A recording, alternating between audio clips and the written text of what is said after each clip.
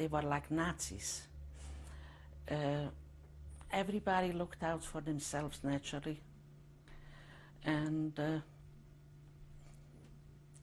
they were also beating up people lots of times. Some Nazis took pretty girls and they used them for prostitute purpose and for their own purpose, to enjoy themselves. And as I say, some of those people who were named of helpers, some of them were very vicious. They were no good, and with their own. Even when we came to Auschwitz, there was Polish people were there a long time. Some of them could have said quietly the truth. Don't go with your parents. Your parents are not going to the place where they say it's working. It's not. They're not going to be there, and we could have saved a lot of people. But everybody was afraid of their own skin, of their own lives, and because they told them, you say something, when we hear you, you're going to go to the gas chambers right away. And so everybody kept quiet. What do you think kept you going, or did you think that, you were going to make it? Did you have any of those thoughts? What kept me going? Mm-hmm. Just staying alive. Every day, yeah. Was there any religious observance, prayer? No, no way, no. None of the things. Secret? In secret, yeah. What do you remember?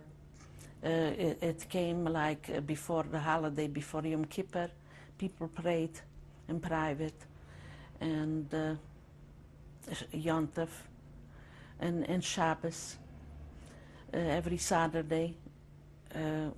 Some people didn't eat the food because it's treifa, and my own father-in-law died that way. He didn't want to eat the food, so he had very little to eat, and that's what took him away. Did you pray or believe in God or hold on to that? I don't think so. I don't think so. Not after what I saw every day, going to the gas chambers and smelling all that. I don't think I stopped believing in those days already. But when you see my nieces and nephews and cousins, little children, and for what were they killing for? What were they killed for? How can you believe there's a God if he lets all these children die for nothing? And all these religious people too. There were, lots of religious people. They really were religious, and they really lived to be good to everybody, and they got killed, and they got pulled by their beards and all these things. Where was God?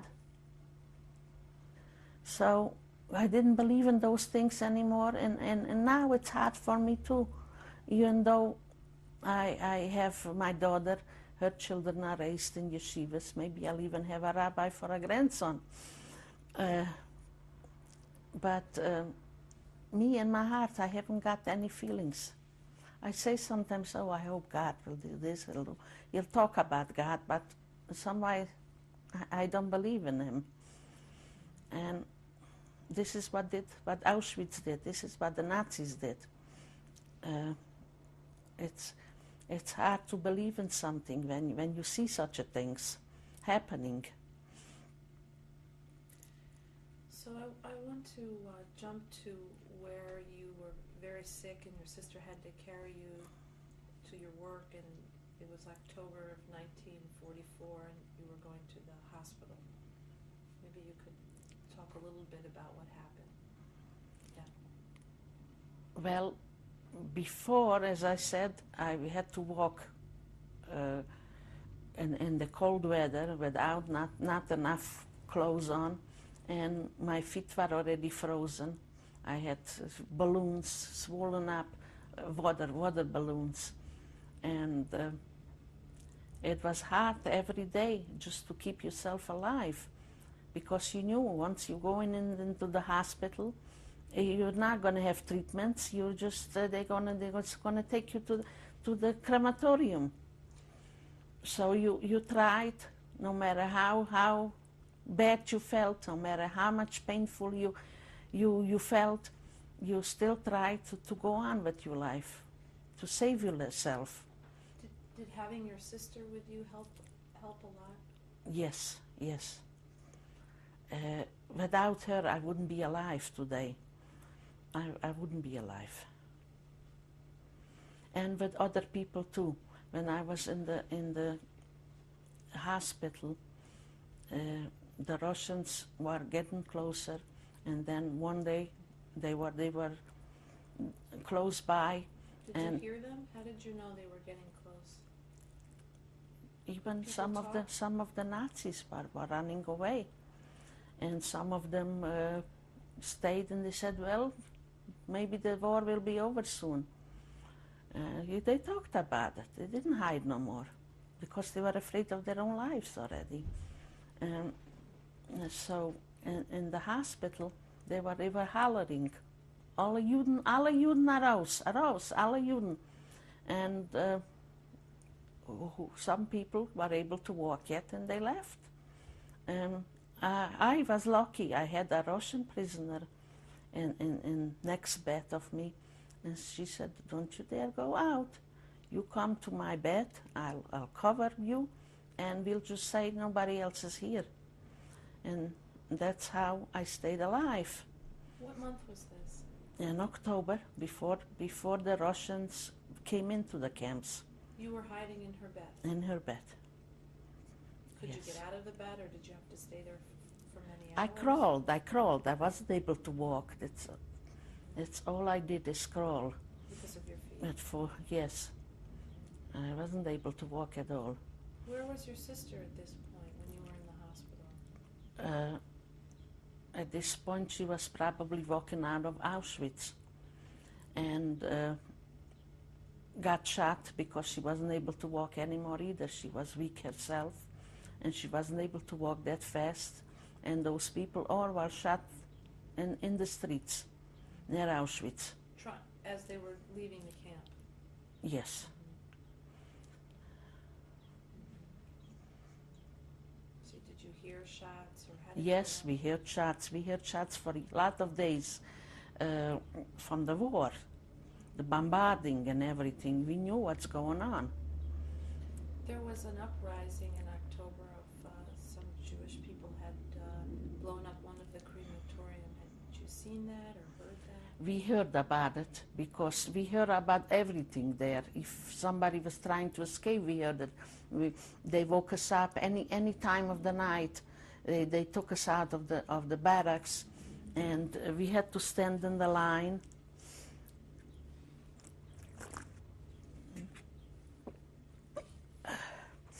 We had to stand in the line and watch and hear about what's happened.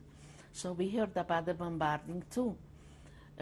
Naturally, everybody was happy that they accomplished something, and there's one crematorium less to burn the people. But that's all people can do.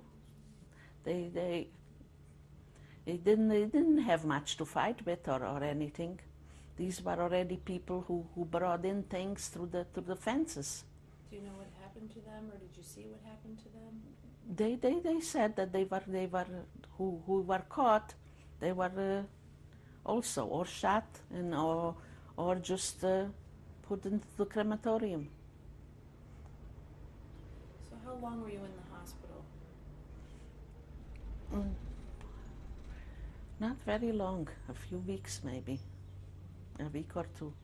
Not that long. It just seemed long because you heard all that bombarding and you hoped soon you'll be liberated. In the hospital, were there nurses or doctors? There were or nurses, there were doctors, but they didn't have no medications. They didn't give you nothing to quiet your pains or be able to rest a little bit easier. You were in a lot of pain all the time. But there were beds, so you could sleep? They were beds. You had at least a bed, and you had a cover, which you didn't have at other places. And food? Very little food, very little food. We were terribly hungry when we were already liberated. The Russians came in, all the kitchens were empty. I myself went out, crawled out, and was looking for. First thing we did is go into the kitchens where they used to cook the food. When the Russians came in? Yes. Do you remember if it was night or day or? Daytime, daytime. And were Yeah. they shouting things, or how did you know? Well, they were happy that they were no under the Nazis anymore. And so I crawled out and looked for food. Lots of people weren't able to crawl at all. This was January? That was January. And that we didn't find no food. Everybody was terribly hungry. And then I was crawling in the yard, in between the barracks. Suddenly I ended up being near a hole. I said, what's this hole? I crawl in there, and there's like a whole wall there with food and clothing and shoes and all kinds of stuff. They were hiding in bunkers. Big bunkers, almost as big as Auschwitz and Birkenau was. That's how big they were, filled up with all the things.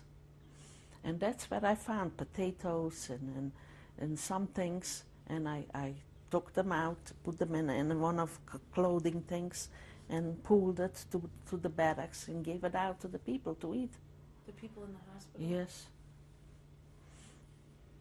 Even when the Russians were there, they didn't bring any food. They didn't cook anything or anything. Did they organize the people when they were there, or what did they do? They came No. and- I was already liberated, I remember good, in January 17th. Through now, I only heard, because it was the 50th anniversary, I heard that the end of January. I guess that's when the army told them Auschwitz was liberated. They didn't say exactly the date right, because we were liberated already the 17th and nobody took care of us. Not the Russian army. We had to take care of ourselves. So how long did you stay in that hospital after the Russians came? A few weeks yet. Yes. I guess not until they give the notice that we were liberated. And then what happened after that? After that, we were taken out of Auschwitz with trucks and taken to Slutsk, was the name of the town. And even there, In Poland? in Poland, still in Poland, yes. The Russians It's part of Ukraine, I think it was, because we traveled a long time. And even there was nothing to eat. So it was a camp, or what was it that you went to? It's like a little camp, yeah. They brought in the people from there. There wasn't much people because there wasn't much left in the hospitals. And how long were you there? There I was until beginning of July. So you were there a while? A while, yes. Mhm. Did you know any of the people that were there? Yeah, I know them from the hospital, that's all. Mhm. And did you have any, did you help each other? Yes, sure. Mhm. That's the only way to survive. Can you say a little bit more about that? Well, I, as I said, on the bunkers there was lots of things. I took a lot of things in a bag, stuffed it in a bag, and that's how, when I was in that Slutsk camp, I used to sell things to get a little food, milk and eggs, and I had pneumonia already there. Nobody was treating me, so the people said, buy the eggs, make a snow out of it, and drink it like that. Maybe it will give you strength and make you stronger. And that's what I did. Drink a lot of milk, and as much as I could buy. They were exchanging it for things. Who would The peasants, the farmers, I guess, they who would lived around there, they would come and bring all kinds of things, but they didn't give it for free. You had to exchange for something. Do you remember any of them, what they were like? Or? They were nice people, but not nice enough to give anything for free. And who ran this place?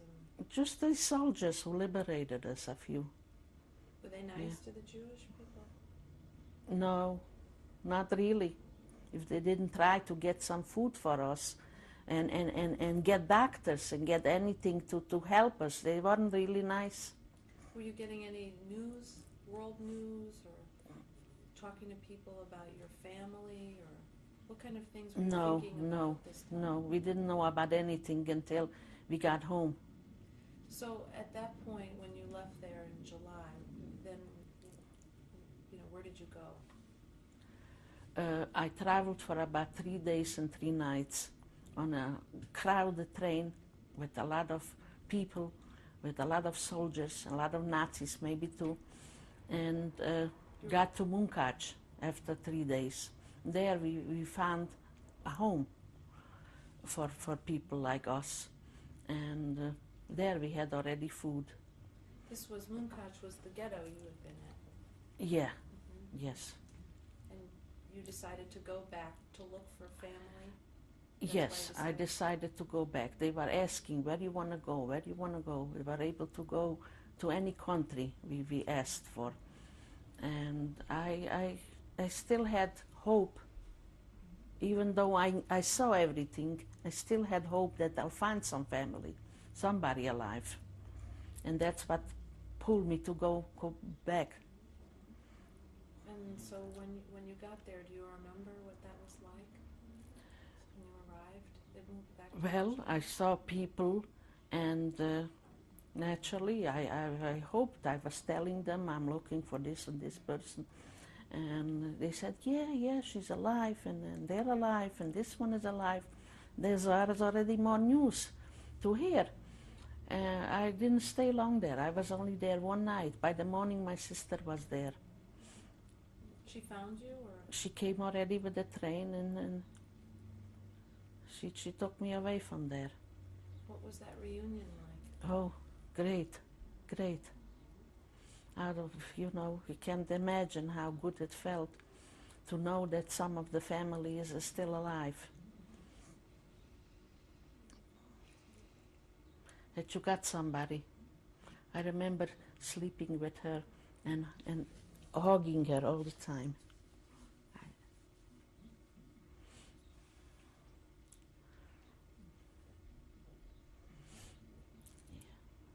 It wasn't easy when we got home either. There wasn't that much food there either. There was no doctors, no treatments. There was no money. You went to Holobino after Munkach? No. I went once to Holobino too, but we lived a while in Svalava.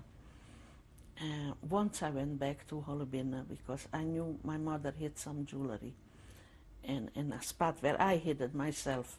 So I was the only one who knew where the place was, and found a few things there. The silverware was gone. We hid it, and we had chickens and ducks and things like that. They had a place, and we hid there the silverware and things. We weren't able. We thought we'll come back, we'll find it, but people stole it. But you found some things? Just those things. The jewelry. I found a ring and an earring and a few things, very few, 2, 3 things. Any of the Christian families? Did you see any of them? Or Yeah. One of the people from the church, he had a few things he took out and he gave it back. My mother's fur coat and things. as I say, I don't know. The people were nice, but they were afraid to do something. Even what they weren't afraid, people didn't want to give away their children. So you lived in the city and with your sister? My sister and two brothers So you were found there. two brothers? Yes. And then later on, we heard about a brother who was in Hungary. He survived. This one is in Los Angeles now. And how long did you stay in the city? Not long, because the Russians were trying to get rid of us. The Jews? They wanted to take over the houses the people took over. And so they said, you have to leave. Even though, and then slowly the borders were closing up. So naturally everybody who had a little money tried to get out. So you tried to get out? Well, my sisters were going out with somebody who took them through the borders. I myself stayed with my brother who's in Los Angeles, and he thought since he had a Russian uniform on that it will be easy to go in the trains and get back to Hungary, where he had a job waiting for him. He was a translator there for the Russian army, Hungarian translate to Russian, from Russian to Hungarian, and he had a job there. Plus he had to go back to get some money, save up some money to be able to go away to other countries that we planned. Before we got to Hungary, we didn't have much money. What he had a few rings and things that he saved up. He bought, instead of money, he bought that to be able to pay off the people who were supposed to take us to the border. But it was winter already. It was big snows. He made me boots, leather boots. He bought as much clothes as he could from the money he earned to be able to travel in the cold weather. And we did get somebody to try to get us through the border from Hungary to Romania. And we had to walk a lot, and the snows were big. And then the border police saw us, and they started shooting. And I wasn't frightened from the shooting, because I heard that a lot in the concentration camp. I was just very tired already. I couldn't run no more. So my brother threw away whatever he had it in a package, and he picked me up and started running with me. And the guard ran away. We didn't know where we were going. Finally, we ended up in Romania. There, they had some places already that were given some food and helping out with. The people? In Romania, there was Jewish people. In one Jews side of helped you? Romania, yes. They helped us, and we stayed there for a while because I got sick. And then we had to continue because we wanted to reach Czechoslovakia. And so we had again to go through borders. Do you remember what month or year this was now?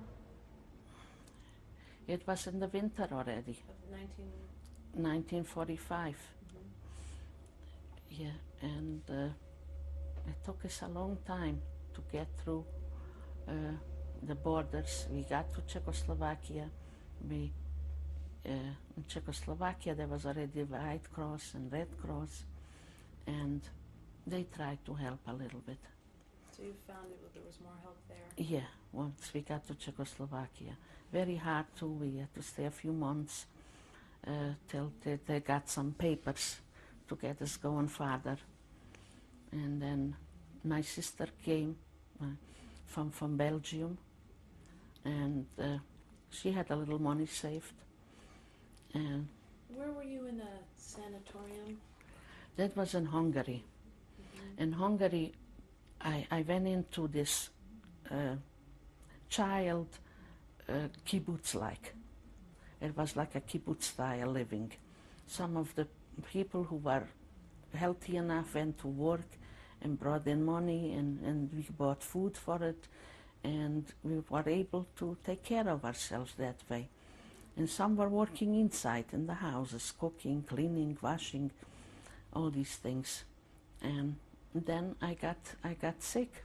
I got pneumonia again, and